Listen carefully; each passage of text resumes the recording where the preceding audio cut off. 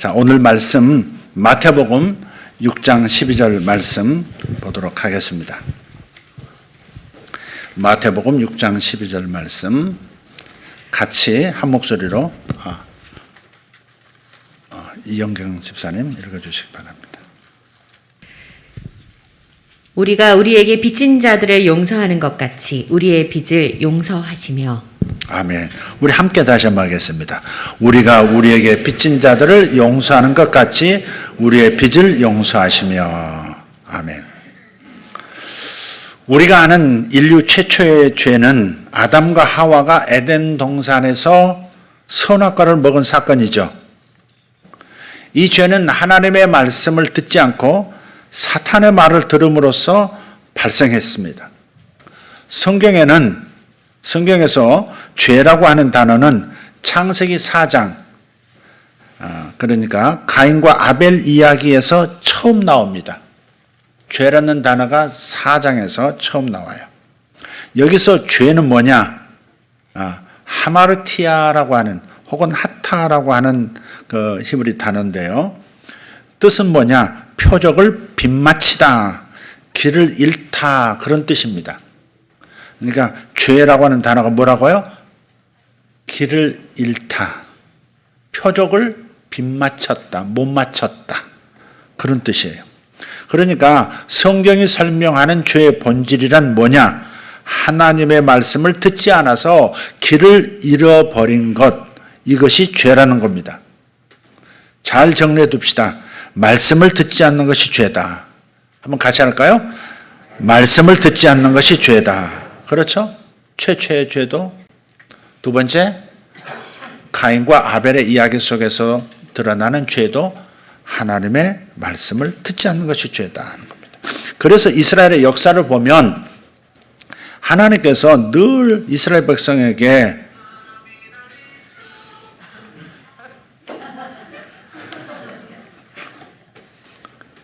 쉐마 이스라엘 그럽니다. 쉐마는 들으라 그런 뜻입니다. 들으라. 여러분 성경을 읽다 보면 구약 성경 특히 들으라 이런 표현이 이 동사가 먼저 나오는 문장이 많습니다. 들으라 쉐마입니다. 쉐마 이스라엘 그럽니다. 실제로 이렇게 창하듯이 이스라엘 사람들은 성경을 그렇게 선포합니다. 쉐마 이스라엘. 들으라 이스라엘. 이렇게 외치신 까닭이 말씀을 듣지 않는 것이 죄고 말씀을 듣지 않는 것에서 인생의 모든 길들이 어긋나고 표적을 빗마치고 길을 잃어버리는 인생이 되기 때문에 그렇습니다. 죄라고 하는 것은 신학적으로는 원죄와 자범죄가 있어요. 오리지널 신, 원죄는 인류가 지은 첫 번째 죄를 가리킵니다. 아담과 하와가 말씀을 듣지 않고 범했던 그 죄, 그것이 바로 원죄입니다. 그 원죄가 두 사람 당사자로 끝난 게 아니라 그게 인간 속에 죄가 스며들면서 그 후손들, 인류 전체가 죄로 오염되고 말았던 거죠. 원죄가 밑바닥에 흐르고 있는 겁니다. 모든 죄와 부패를 양산해내고 인간과 창조세계를 오염시키는 죄의 뿌리가 바로 원죄입니다. 자범죄는 뭐냐? 자범죄는 원죄로 인해서 인간 내면에 형성되어 버린 그 부패한 본성에서 계속해서 재생산 흘러나오는 모든 죄들을 말한 겁니다. 예를 들면 어디선가 팔 있다가 계속 나옵니다. 잡아도 팔 있다가 나오고 목 있다가 또 막 극성입니다. 잡아도 계속 목 있다가 등장합니다. 그리고 악취가 끊어지지 않습니다. 알고 봤더니 집 근처 웅덩이에 오염된 웅덩이가 있더라는 겁니다. 이 오염된 웅덩이가 바로 원죄고 거기서 나오는 모기떼, 파리떼, 악취들, 그게 바로 자범죄입니다. 그러니까 뿌리는 바로 오염된 웅덩이, 즉 원죄라는 겁니다. 사도신경은 우리에게 주님이 우리의 원죄와 자범죄를 사하여 주심을 믿으라고 요청합니다. 그런데 하나님께서 죄를 용서해 주셨음을 고백하려면 알아야 될 게 있습니다. 반드시 전제되어야 할 두 가지가 있습니다. 반드시 두 가지가 선행되어야 우리의 죄를 용서해 주십시오라는 고백이 성사가 되는 겁니다. 첫째는 뭐냐? 죄의 심각성을 제대로 인식해야 한다는 겁니다. 죄가 얼마나 심각한 것인지를 인식해야 합니다.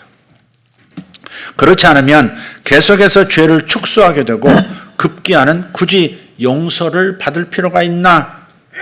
그런 결론에 다다르게도 됩니다. 예를 들어 보겠습니다. 가톨릭에서는 죄를 대죄와 소죄로 나눕니다. 성경에 대죄가 있고 소죄가 있는 것은 아닙니다. 큰 죄, 작은 죄. 대죄는 뭐냐? 알고도 의도적으로 저지른 심각한 잘못. 이것은 회개하지 않으면 지옥에 가는 죄입니다. 가톨릭 교리에서. 회개하지 않으면 지옥에 가는 죄가 대죄입니다. 그에 반해서 소죄는 비교적 가볍고 흔한 잘못으로 분류합니다. 그래서 이 소죄는 하나님의 은혜는 상실하지 않는다. 그렇게 가르칩니다. 그런데 이게 정말 그럴까요? 이게 정말 성경책일까요? 아닙니다. 모든 죄는 다 똑같이 왕이신 하나님을 향한 대역죄가 되는 겁니다. 바위만 물속에 가라앉지 않습니다. 작은 모래알도 물속으로 가라앉습니다. 대죄, 소죄 다 엄중합니다. 저들이 말하는 소위 대죄, 소죄 다 어김없이 엄중한 죄, 심각한 죄인 겁니다. 그래서 죄는 우리를 저주 가운데 살게 하고 하나님께서 주신 복들을 상실하게 하고 마침내는 결국 영원한 심판으로 이어지게 만드는 겁니다. 너무 작은 죄라 심각하지 않다고 생각하면 용서받는 일, 이건 역시 필요하지 않다고 생각하게 될 것입니다. 죄를 지은 후 인간이 할 수 있는 일은 아무것도 없습니다. 오직 사함을 받아야, 용서를 받아야 그 죄에서 자유로울 수 있습니다. 불신자라면 우선 죄의 심각성을 알아야만 죄를 용서해 달라고 고백할 수 있습니다. 자기 병이 얼마나 심각한 병인지, 얼마나 죽음에 가까운 병인지를 알고서야 의사를 찾아 살려달라 이렇게 요청할 수 있는 것과 마찬가지입니다. 그래서 두 가지 전제 중에 첫 번째는 죄의 심각성을 제대로 인식해야 한다 하는 겁니다. 두 번째는 내가 죄인임을 인식해야 합니다. 사람들이 죄를 지어서 죄인이 된 것이 사실 아니죠. 원래부터 죄인이었고 그렇기 때문에 죄를 짓는 겁니다. 죄를 지어서 죄인이 아니라 죄인이기 때문에 죄를 짓는 것이다. 오염된 웅덩이이기 때문에 자꾸만 모기떼, 파리떼, 그리고 악취가 끊이지 않는 것처럼 모든 인간은 직분과 상관없이 지성이 있고 없고를 떠나서 심성의 조건 나쁨과 상관없이 언제든 기회만 되면 죄를 짓습니다. 사도 바울은 예수를 믿고 난 후에도 죄에 대해서 이렇게 탄식합니다. 이 로마서를 쓴 게 거의 그가 회심한 뒤 20년이 넘고 30년이 다 되어 갈 때, 어떤 학자들은 28년이라고 정확히 얘기합니다. 그때 쓴 것이 바로 로마서입니다. 그런데 로마서 7장 23절에 24절에 또 보면 이렇게 막 고백을 해요. 내 지체 속에서 다른 한 법이 내 마음의 법과 싸워 내 지체 속에 있는 죄의 법으로 나를 사로잡는 것을 보는도다. 오호라, 나는 곤고한 사람이로다. 이 사망의 몸에서 누가 나를 건져내랴. 죄를 전혀 짓지 않을 것 같은 능력의 사도 바울이 자신을 죄의 법칙이 지배하고 있다고 고백하는 겁니다. 죄의 힘이 나를 끌어가고 있다고 고백하는 거예요. 그렇다면 우리는 어떠합니까? 여러분은 어떠십니까? 죄에 넘어지는 나를 보면 뼛속까지 죄인 같지 않습니까? 내 죄는 분명히 용서를 받았는데, 그래서 의인이 된 것이 분명하지만 그렇다고 해서 죄의 힘이 나를 떠나지 않는 이것도 또한 분명하다는 사실입니다. 내가 죄인은 아닙니다. 그런데 죄라고 하는 그 보이지 않는 힘이 여전히 내 속에서 나를 삼키려고 하고 있고 나를 죄의 종으로 만들어 가려고 하는 것은 부인할 수 없다 이 말이죠. 의인 바울 속에서 역사하던 죄의 힘이 내 안에서도 역시 움직이고 있는 겁니다. 다윗은 많은 고난을 겪으면서 하나님께 훈련을 받았던 아주 귀한 인물입니다. 근데 그가 왕이 되어서 남의 아내를 빼앗고 그 사실을 감추기 위해서 그 남편을 죽이기까지 했습니다. 하나님의 종 나단 선지자가 왕 다윗의 죄를 지적하자 다윗이 이렇게 고백을 합니다. 시편 51편 5절입니다. 내가 죄악 중에서 출생하였으며 어머니가 죄 중에서 나를 잉태하였나이다. 다시 한번 잘 읽어봅시다.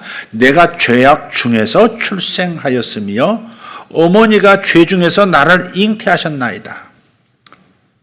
이 고백을 보건대 다윗이 비로소 깨달은 겁니다. 아, 내가 죄를 지어서 죄인이 된 것이 아니구나.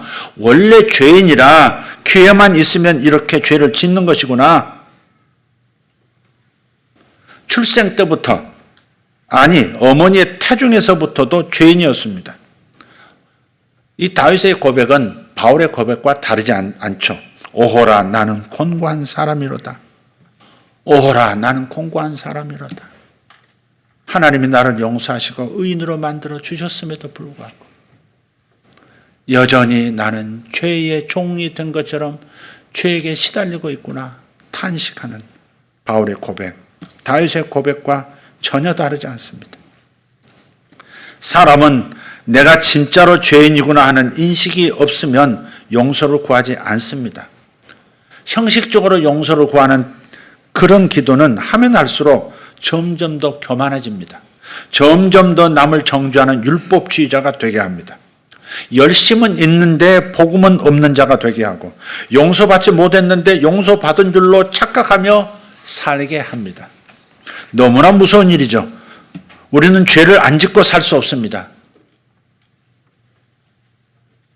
죄를 안 짓고 살 수 없음을 솔직하게 인정하고 고백하는 것이 오히려 성경적이라 믿습니다. 두 번째 생각할 주제가 이어집니다. 사람이 죄를 용서받지 못하면 어떻게 될까 하는 겁니다.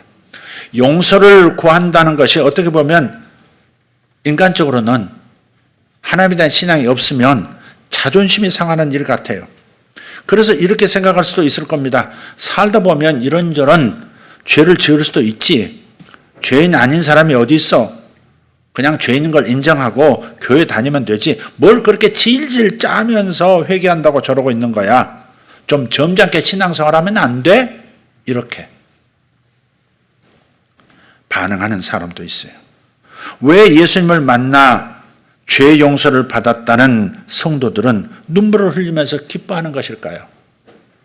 하나같이 눈물을 흘리면서 기뻐합니다. 제가 휴지 갖다 줘야 합니다. 왜 하나같이 눈물을 뿌리면서 그러면서도 또 감사하고 기뻐하는 것이냐 이 말이죠. 그것은 성경이 죄의 대가는 사망이다. 지옥행이다 라고 선언하는데 바로 그 사망에서 그 영원한 멸망에서 건짐받았기 때문이죠. 너무나 감격스러워서 눈물이 나오는 겁니다. 죄를 용서받지 못하면 어떻게 되는 것일까? 내적으로는 영원히 하나님과의 관계를 끊어지게 하고 외적으로는 이 땅의 모든 해악과 저주의 대상이 됩니다. 그래서 하나님의 형상대로 살 수가 없습니다. 하나님이 원하시는 모습대로 살 수가 없게 됩니다. 아무리 노력해도 결국 비참함에 이릅니다. 죽어서는 하나님과 영원히 단절되어서 어떠한 은혜와 긍휼도 없는 영원한 지옥불에 던져지게 됩니다. 그래서 결국은 세상의 어떤 고통보다 더욱 극심한 고통을 영원히 받게 되는 것입니다. 그래서 죄를 용서받는다고 하는 것은 그 어떤 것보다 중요한 겁니다. 그래서 눈물로 감사할 수밖에 없는 겁니다. 돈은 벌었는데 성공은 했는데 죄는 용서받지 못했다면 아무것도 못한 겁니다. 인생은 둘 중 하나입니다. 지은 죄를 그대로 가지고 죽을 것인가?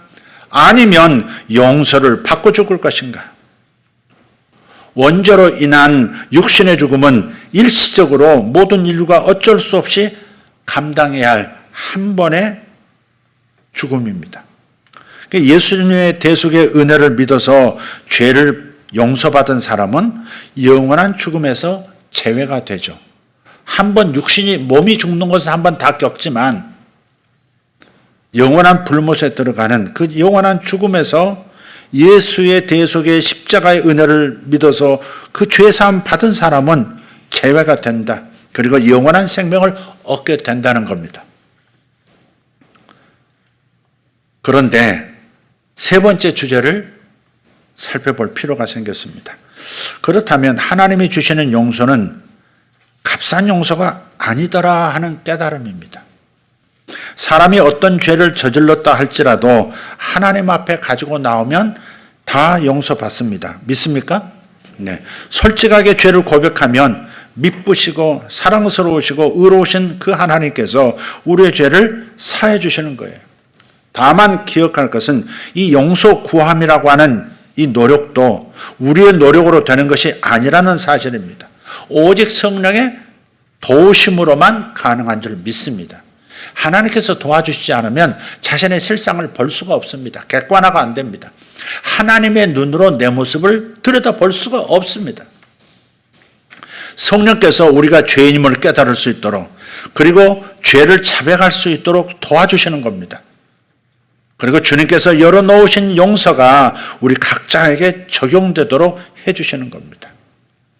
그래서 오늘 죄를 사해 주시는 것과 라고 하는 이 문장이 바로 그 앞에 성령을 믿사오며에 이어서 나오는 겁니다.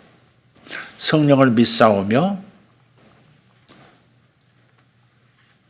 거룩한 공회와 성소가 서로 교통하는 것과 죄를 사해 주시는 것과 이렇게 성령에 대한 신앙 고백에 이어서 그리고 죄 사해 주시는 이것에 대한 고백이 이어지는 겁니다.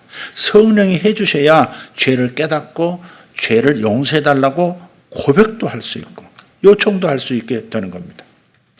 하나님 나라의 법칙과 세상 나라 법칙은 다릅니다. 생각해 보십시오. 세상을 잘 살아가려면 지은 죄가 서로 있을지라도 그 죄를 들키면 안 됩니다. 지난 여름에 네가 한 일을 내가 알고 있다. 그럴지라도 그 죄를 들키면 안 되는 겁니다. 만약 들켰다면 절대 아니라고 부인해야 하고 불리해지면 묵비권을 행사해야 합니다. 변호사를 고용해서라도 죄를 축소해야 합니다. 왜? 그래야 세상에서는 죄를 지은 만큼 벌을 받지 않게 되기 때문입니다. 하지만 하나님의 나라에서는 그렇지 않죠. 완전히 반대입니다. 죄를 부인하고 묵비권을 행사하면 할수록 손해를 봅니다. 죄를 축소하고 아무것도 아니야, 이건 대단한 거 아니야, 이렇게 작게 만들어가는 것이 오히려 손해가 되는 겁니다.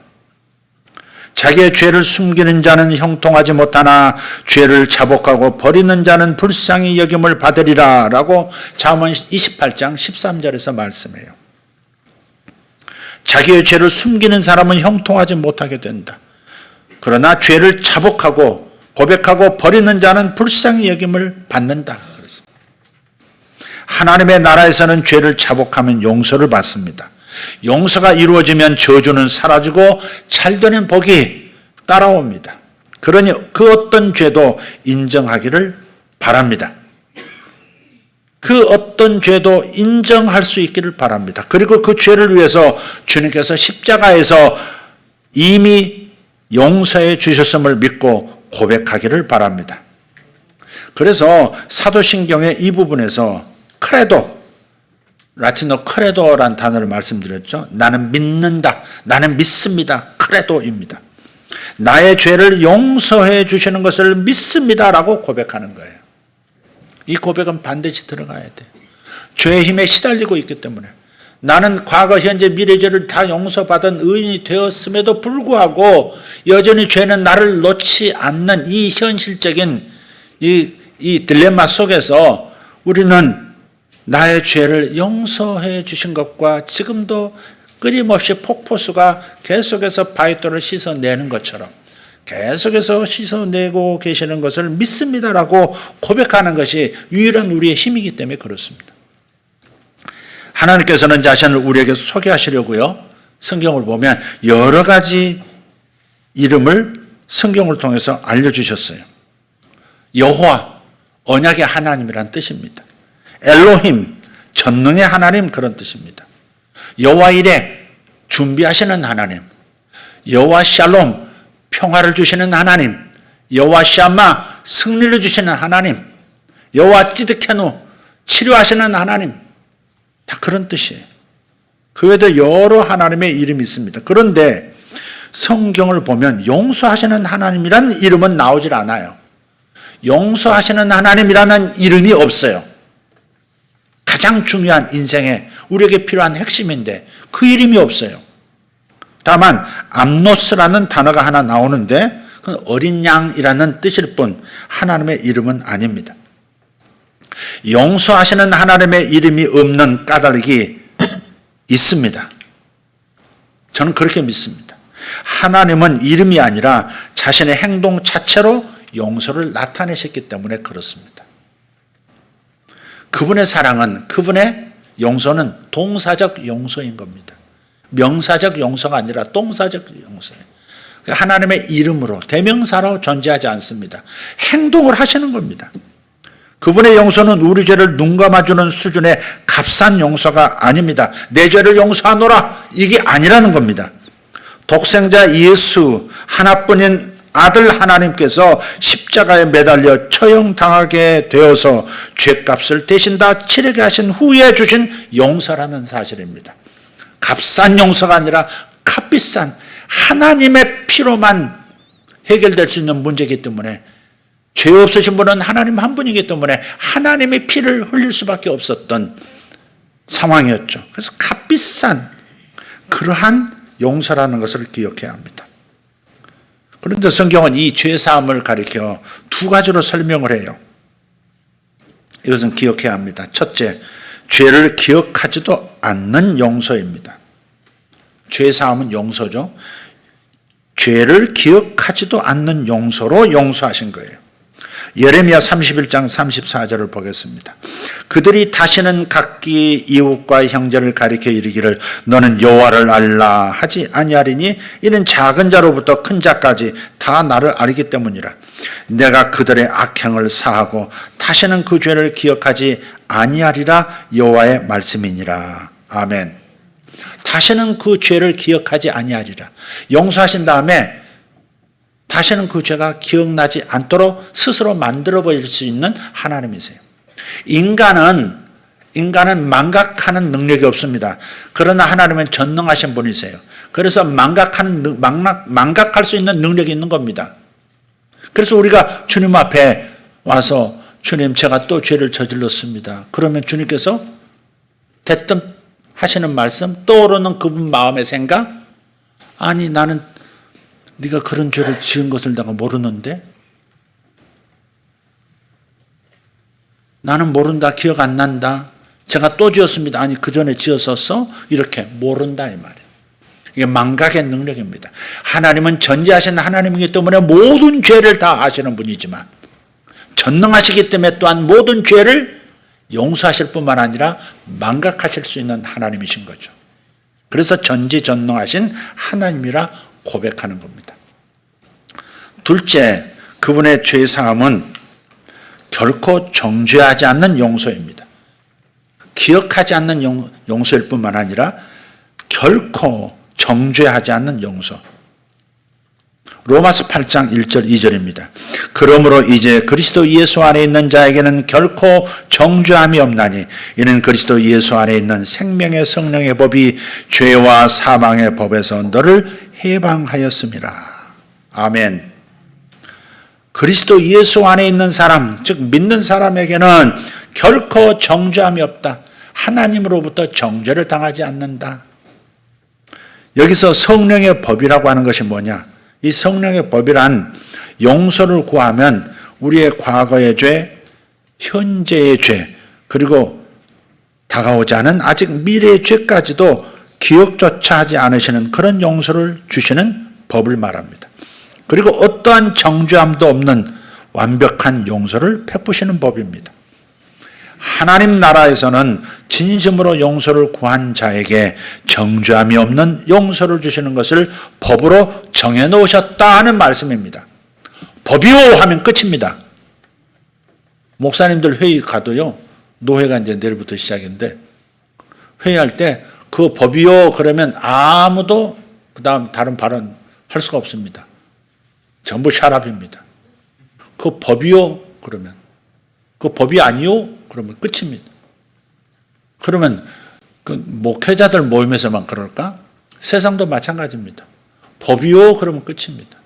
그런데 하나님이 세우신 법이 있는데 어떤 법을 세우셨냐? 용서를 구한 자에게, 예수를 믿은 자에게 과거, 현재, 미래의 모든 죄들을 용서해 주시되 기억조차 하지 않는 그런 용서, 그리고 절대 정죄하지 없는 그런 용서, 그런 용서를 해 주신다 하는 것을 법으로 정해 놓으셨다 하는 겁니다. 법입니다. 법입니다. 그래서 감사한 겁니다. 따라서 죄를 고백하지 못할 이유가 없는 겁니다. 손해볼 이유가 없잖아요.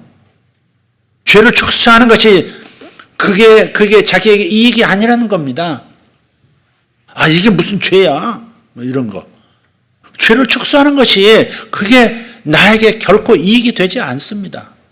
하나님 나라에서는 반드시 아까도 말씀드렸지만 그냥 다 진솔하게 고백하는 것, 그것이 용서받는 첩경이기 때문에 나에게는 무한한 유익입니다. 그러니 고백하지 않을 이유가 없고 죄를 용서해달라고 하나님 앞에 엎드리지 않을 이유가 없는 겁니다. 그래서 하나님 앞에 죄를 인정하지 않는 사람 바본 겁니다. 바본 겁니다. 우리 눈에는 분명히 바본데 근데 바보가 아니라는 똑똑이죠. 스스로 똑똑이죠. 세상 나라처럼 죄를 인정하면 벌받는 나라가 아니기 때문입니다. 그렇기 때문에 종말의 때 심판은 죄를 지어서 가는 것이 아니라 주신 용서를 받아들이지 않아서 받는 겁니다. 왜 마지막 날 영원한 심판으로 판정을 받느냐, 영원한 지옥행이라고 하는 판결을 받느냐, 죄를 지어서 받는 것이 아니라, 죄가 많아서 받는 것이 아니라 하나님이 이미 십자가를 통해서 용서해 주신 것을 믿어 받아들이지 않기 때문에 그런 판결을 받는 것이다. 참으로 신비한 기독교 신앙의 역설입니다. 세상 사람들은 자기 속에 있는 죄책감을 없애고자 노력하죠. 방편으로 마음에 평안을 주는 노래를 듣고 책을 읽고 평안을 주는 사람을 만나러 이곳저곳을 다닙니다. 하지만 성도에게 죄책감이라고 하는 것은 말로 설명할 수 없는 기쁨을 경험하게 하시는 하나님의 선물이 됩니다. 죄는 감추어야 한다고 말하는 세상에서 성도는 죄를 고백하는 삶을 사는 겁니다. 그리고 용서의 기쁨도 누리는 겁니다. 이것이 복음입니다. 이것이 복음입니다. 자, 이제 마지막 주제를 살피고 마치겠습니다. 그렇다면 용서받은 사람은 어떻게 살아야 할까 하는 겁니다. 이게 오늘 말씀을 드리는 가장 중요한 방점을 찍은 대목입니다. 용서받은 사람은 어떻게 살아야 할까? 모든 죄를 사함받았기 때문에 이제는 마음대로 살아도 될까요? 아니죠. 그럴 수 없습니다. 사도 바울도 로마서에서 그렇게 명확하게 밝힙니다. 은혜를 더하게 하려고 죄를 더 짓겠느냐? 그럴 수 없느니라 그랬단 말이에요. 하나님이 용서해 주시고 끊임없이 용서해 주시기 때문에 그러니 죄를 지어도 괜찮단 말인가? 그럴 수 없느니라. 그럴 수 없느니라. 성경에서는 이런 삶을 복되다고 표현해요. 시편 32편 1절입니다. 허물의 사함을 받고 자신의 죄가 가려진 자는 복이 있도다. 아멘. 허물의 사함을 받고 자신의 죄가 가려진 자는 복이 있도다. 복된 삶이에요. 그리고 이 복된 삶에 대한 내용이 예수님의 산상수훈으로 이어집니다. 마태복음 5장 4절. 애통하는 자는 복이 있나니 그들이 위로를 받을 것이며 애통하는 사람이 복이 있다는 겁니다. 원문 그대로 번역을 하면 이렇습니다. 복받았도다 애통하는 자들이여 그들이 위로를 받을 것이다. 왜 애통하는 사람이 복된 사람일까? 그리고 애통하는 사람은 무엇을 애통하는 것일까 하는 겁니다. 죄를 사함받았지만 평생의 죄가 용서받았지만 여전히 죄의 힘을 따르는 자신을 발견하고 애통하는 겁니다. 의인을 만들어 주셨건만 나를 영원한 자유로 이끌어 주셨건만 여전히 죄의 힘에 이끌려 다니는 삶을 살고 있는 나 자신을 발견하는 성도들, 그 사람들은 애통할 수밖에 없는 겁니다. 이렇게 애통하는 사람이 받는 위로가 또 있다고 말씀하시는 것이 마태복음 5장 4절이에요. 바로 어떤 경우에도 변하지 않는 하나님의 용서, 하나님의 받아주심이라는 위로가 주어집니다. 어떤 경우에도 분발하여 다시 일어나 새롭게 한번 살아보라, 그런 위로를 하나님께로 받는 겁니다. 죄에 시달리는 나, 죄를 자꾸 선택하는 나, 주님이 용서해 주셨다지만 영원한 세계 차원에서 용서가 다 되어 있지만 그럼에도 불구하고 이 현재를 살 수밖에 없는 현실 속에 나는 여전히 죄에 시달리고 있고 하나님께 영광이 되지 못하는 삶을 살고 있는 나를 보면서 애통해할 때 하나님께서 너는 죄인이다, 실망이다 이렇게 반응하시는 것이 아니라 기억도 안 하고 정죄도 아니하시는 그 하나님께서 하시는 말씀은 그래 죄가 너를 사로잡고 있다는 걸 깨닫고 힘드냐? 내가 이미 용서했으니 십자가의 용서가 있으니 분발해서 다시 일어나 그리고 다시 새롭게 출발해 봐. 100번이면 100번, 1000번이면 1000번, 10,000번이면 10,000번 다시 출발하도록 다시 분발심을 주시는 것으로 반응하시는 하나님, 바로 그게 우리에게 위로가 된다는 겁니다. 그래서 용서받은 사람은 바리새인처럼 사는 게 아닙니다. 세리처럼 돌이키며 살게 되는 겁니다. 자신을 낮추고 감사하면서 사는 겁니다. 무엇보다 죄를 용서받은 사람은 형제를 용서하는 삶을 살게 됩니다. 이 힘이 우리에게 있는 겁니다. 마태복음 6장 14절 15절을 보십시다. 너희가 사람의 잘못을 용서하면 너희 하늘 아버지께서도 너희 잘못을 용서하시려니와 너희가 사람의 잘못을 용서하지 아니하면 너희 아버지께서도 너희 잘못을 용서하지 아니하리라. 좀 자칫 이해를 잘못하면 굉장히 우리 마음을 흔들어 버리고 위험한 신앙이 되게 만드는 대목입니다. 좀 들어보시길 바라요. 무슨 뜻이냐? 우리가 형제를 용서해야 하나님도 우리를 용서해 주신다, 그런 뜻으로 이해하기가 쉬운 부분입니다. 아닙니다. 이 말씀은 뭐냐? 이미 죄를 용서받은 자에게 주시는 삶의 방식에 관한 내용을 밝혀주고 있는 부분입니다. 용서받은 자는 이렇게 살아야 한다, 이것을 강조하는 겁니다. 죄사함을 받은 사람은 그 은혜가 너무 크다는 사실을 압니다. 죽을 죄에서 영원히 멸망받을 죄에서 죄사함을 받았기 때문에, 살아나왔기 때문에, 건진받았기 때문에 그 은혜가 너무 크다 하는 사실을 깨닫는 겁니다. 그래서 필연적으로 형제의 허물을 덮고 그의 잘못을 용서하면서 살게 되는 것이라는 거예요. 받은 용서가 너무 커서 그럴 수밖에 없다는 말씀을 하고 있는 겁니다. 그래서 마태복음 6장 12절 주기도문에서도 오늘 본문이죠. 우리가 우리에게 죄 지은 자를 사하여 준 것 같이 우리 죄를 사하여 주옵시고, 개역개정은 이렇게 번역해서 기도하라고 가르쳐 주시는 겁니다. 오늘 보면 킹제임스 번역본은 보다 현실적인 언어로, 경제적 언어로 직역을 합니다. 우리가 우리에게 빚진 자들을 용서하는 것 같이 우리의 빚을 용서하시며, 빚하고 용서를 묶어서 지금 리얼하게 표현한, 현실적인 언어로 표현하는 거예요. 빚진 사람을 용서한다, 이 말은 빚진 사람의 그 빚 문서를 찢어버린다, 그런 뜻이에요. 본래 뜻은 빚진, 용서한다는 말, 빚진 자를 용서한다는 말은 빚 문서를 찢어버린다, 그 말이에요. 돌이킬 수 없는 방식으로 빚을 탕감하는 방법입니다. 빚 문서가 사라져 버렸어요. 그러니 다시 내 마음이 아까워라. 그래서 다시 내 마음이 바뀌어도 소용없습니다. 문서가 사라져 버렸으니까. 비문서가 사라져 버렸으니까 다시 빛내놔 독촉할 수가 없는 겁니다. 그러한 수준의 마음가짐으로 용서하라는 겁니다. 이 말씀은 그렇습니다. 우리가 우리에게 죄 지은 자를 사해 준 것 같이 우리 죄를 사해 주옵시고 라고 하는 것, 그것은 형제를 그렇게 용서하지 못한다면 나의 죄가 용서된 것도 못 믿은 셈이 된다는 겁니다. 이해가 되십니까? 네. 우리가 우리에게 죄 지은 자를 사해 준 것 같이 우리 죄를 사해 주옵소서라고 하는 이 부분, 내가 형제를 용서하지 못한다고 하는 것은, 다른 사람의 이웃의 죄를 용서하지 못한다고 하는 것은 내가 어마어마한 그 사랑을, 그 용서를 받았다는 사실을 깨닫지 못하고 있는 겁니다. 못 믿고 있는 겁니다. 이 어마어마한 죄를 용서받은 것을, 이 은혜를 간직하면서 어떻게 저 작은 형제의 죄를 용서 못하냐.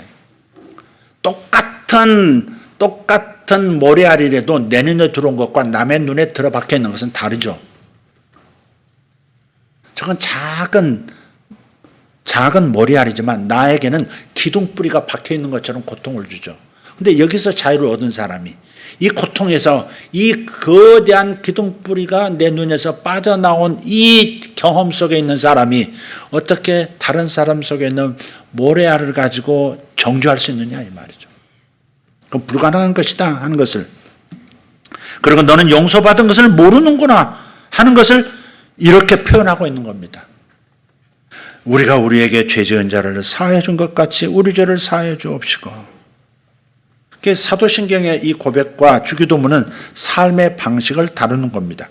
진정으로 용서받은 사람은 그렇게 반응할 수 없는 것이요, 그런 의미입니다.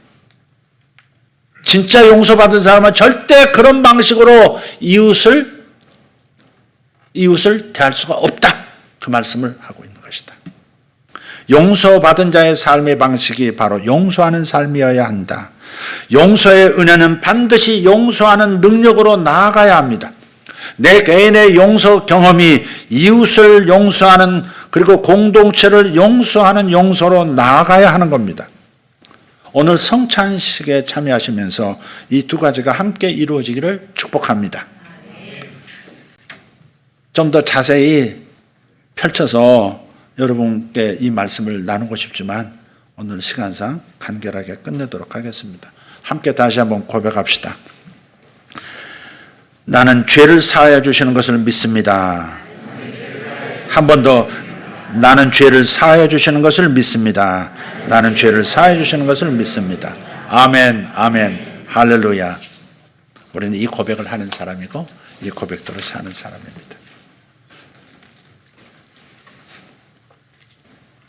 기도하겠습니다. 감사합니다. 죄를 사하여 주시는 것이 우리의 고백으로 반드시 나와야 하는 까닭을 우리가 알았습니다. 용서받은 인생, 그래서 남도 용서하고 공동체도 용서의 영성으로 자꾸 돌아가야 한다는 것을 오늘 절절히 깨닫습니다. 아버지, 용서하지 못한 채 살아가고 있는 나를 십자가의 피로 사해 주신 것을 감사드립니다. 그리고 하나님이 용서를 받았으니 다시 용서하며 살아가게 하여 주시옵소서. 탓하며 살아가지 않게 하시고 남의 책임으로 돌리면서 살아가지 않는 아버지, 그런 성숙한 신앙들 되게 하여 주시옵소서. 아버지 하나님, 때로는 자신의 괴로움을 가정에서 다 풀어놓는 이들도 있고 자기의 어려움과 고통을 교회 공동체 안에서 다 풀어 남까지 같이 괴롭게 만드는 일들도 세상에 참 많습니다. 그러나 진정으로 하나님의 용서가 얼마나 큰 용서인지를 깨달음으로써 깨닫고 다시 깨닫고 날마다 깨닫는 성도들이 되어서 이 모든 죄의 힘을 극복할 수 있도록, 용서하지 못하는 죄를 극복할 수 있도록 주님 도와 주시옵소서. 예수님의 이름으로 간절히 기도하옵나이다. 아멘. 아멘.